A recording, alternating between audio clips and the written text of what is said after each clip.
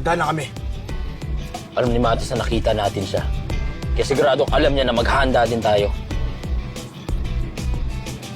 Ito lang sinasabi mo na hindi siya susugod? Posible. Eh, mas okay kung ganun. At least walang masasaktan. Hindi natin alam kung anong takbo ng utak ng Matos na yan.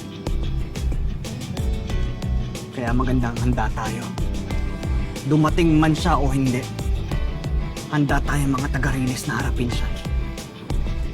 Papakita natin ang tikas natin. Tikas! Patnubayat ka ba ng dakilang Panginoon?